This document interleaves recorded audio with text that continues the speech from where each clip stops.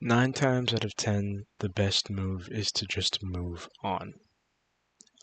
Just as simple as that. Move on. Well, it's easier said than done, but you can never fully move on from something. There's always going to be those few, memories of the good days, the happy times in the back of your head that you just can't shake off. Those pictures that you hesitate to delete them off your phone. And trust me, I've been there multiple times. But it really is a great skill to learn, just how to move on, how to grow from something, how to accept that it's over. And no, I'm not talking about a girl. I'm talking about my 1987 Honda Prelude that I owned for about 3 days. That thing was a beauty. I'll put like pictures on the screen and shit like that, and like videos and stuff of it. But back in the day, aka earlier this year, I was a Facebook Marketplace warrior. I wanted to find just a cool car that I could just pull up to work in and just be cool, Really for no reason. I didn't even have a daily driver at the time. But it's really a trip. You go on Facebook Marketplace, you see some random things on there, and then you see something that catches your eye, and then you do a little bit more digging, and it's just way too good to be true. Unfortunately, this was one of those times. I saw this beautiful blue 1987 Honda Prelude in amazing condition, or so it seemed.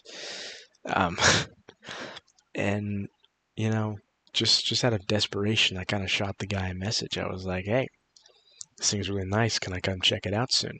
And he was like, "Yeah, of course. Just let me know when you want to pop by.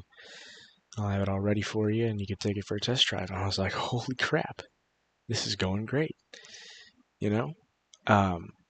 So me and my buddies, we headed down there, and we all checked it out. And I think I was just so enamored by its beauty that I totally tuned out what the guy was saying to me. And I remembered not buying it that day, but I told him I'd be back the next day, willing to buy it, and we can negotiate. And that's exactly what I did. I went back, negotiated with him, and it was I think he was selling it for about $3,000. I talked him down to $2,400, and I bought it. And really, it was just kind of me sitting inside of it, just taking in all of the beauty that it had. I was really so stoked about getting that car that I just couldn't think about anything else. I was just thinking about the car. And we drove it down to a 7-Eleven, took some cool pictures of it, ate some food, and then we began the 50-mile drive home, which at the time we were leaving should have been about an hour and a half. But I'll cut to the chase. It took us 8 hours. I can only assume that you assumed something went horribly wrong, and well, if that's what you assumed, you'd be right. Because about 30 minutes into the drive, everything seemed to be going fine. I wasn't really paying attention to much, but me and my buddy, we had walkie-talkies, so we were just talking to each other pretty much the whole way home. Let's get up to speed, but just like gradually.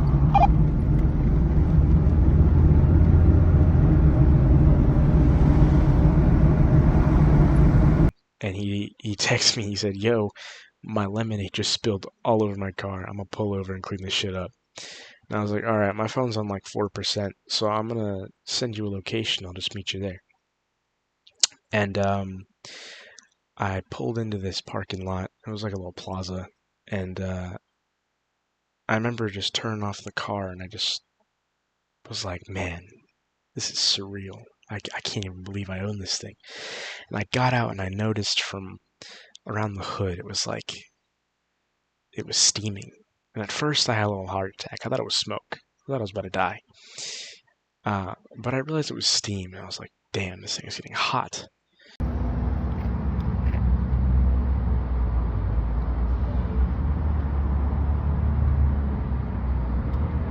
So I turned the car back on, and it never occurred to me to look at the temperature gauge. I was driving home literally the entire way on H, and I was like, "Holy fuck!" Thank God this thing didn't blow up under me. That would have been a cool story, I guess. But I just dropped $2,500 on this thing. It's not really something I want to lose right away. And I remember just sitting there, kind of worried, like, should this be something that is gonna really ruin this experience for me? That I just bought my well, not my dream car, but a dream car, and it turned out to be a basket case.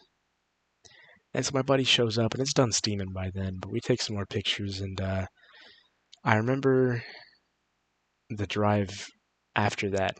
I had my eyes on the temperature gauge the entire time, and it climbed right back up to H in no time. Literally, after like 3 minutes of driving on the freeway, it was already on H. I was like, dang, this thing runs hot.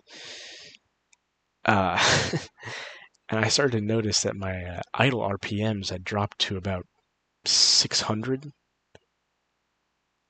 like just 600, not just 600, which isn't ideal.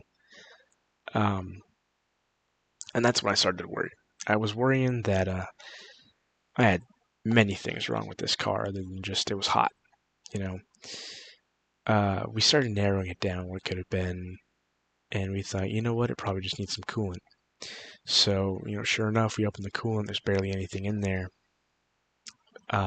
So we, had a few water bottles in the car. We just kind of dumped those in, and it got us most of the way home. We got to an auto zone about 10 miles away from home, and all right, so we just left the auto zone. We got some some real coolant this time. We're draining the coolant. Didn't help at all. It kept overheating all the way home. We had to make about 4 more stops. By this point, it's already 12 in the morning, and we're about a mile away from home. And I'm like, damn, this might have been a bad investment.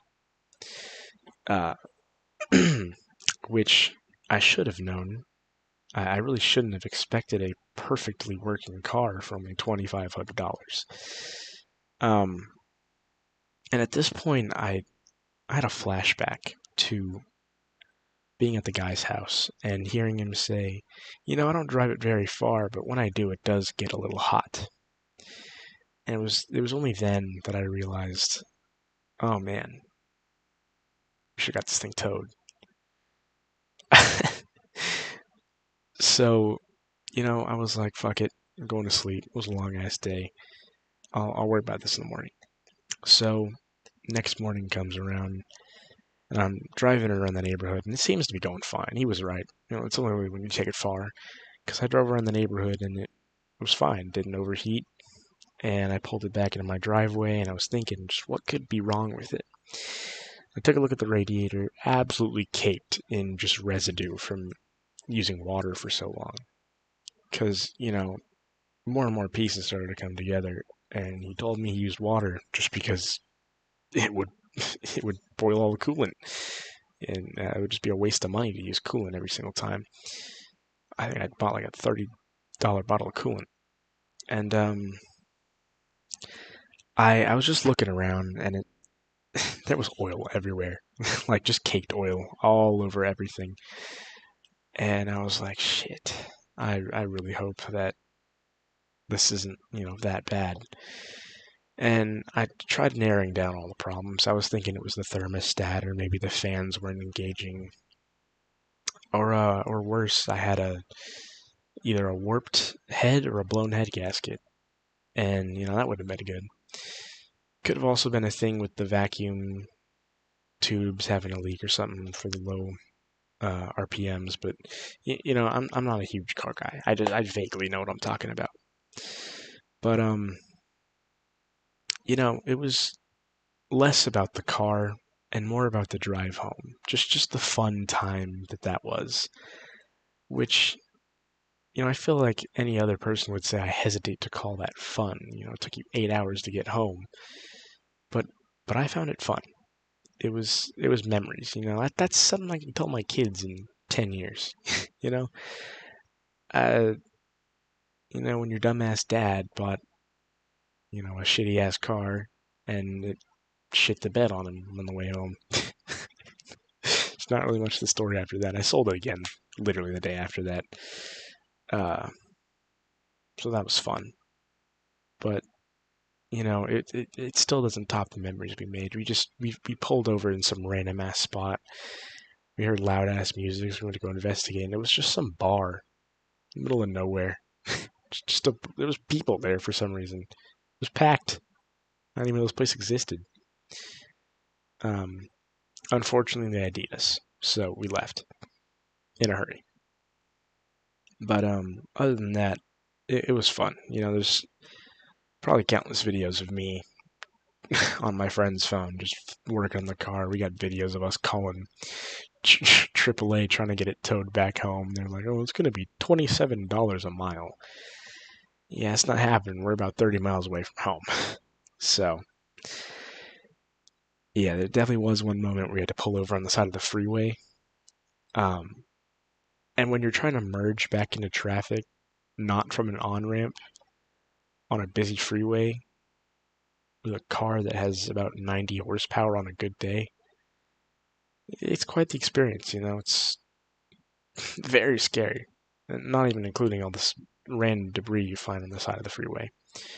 But it's a decision I don't regret. Uh, I think I actually regret selling it more. I honestly wish I did keep it and worked on it and put the effort into it, but there was just so many things that told me not to. you know, I I was a dumbass kid. I spent most of my money on it. You know, I, oh God, my car was a piece of shit. It was a nice piece of shit though. I miss it sometimes. It's like I said, it's just you got to learn to move on. For about a week after that, I was just broken. I was broken. I didn't even want to get out of bed. I just missed my car so much. I honestly hope that everybody has this kind of experience at some point in their lives because that was honestly the most fun day of my life. It was just like I said. It's not about the cars you buy. It's about the drive home or the attempt of a drive home. Yeah, I got it towed back to the new buyer's house, but you know, at the end of the day, it's just a car. It's all okay. It's not like it was a girl. A car you could just buy a new one. A girl, well, I guess you could buy a new one. That's not for me to speak on though.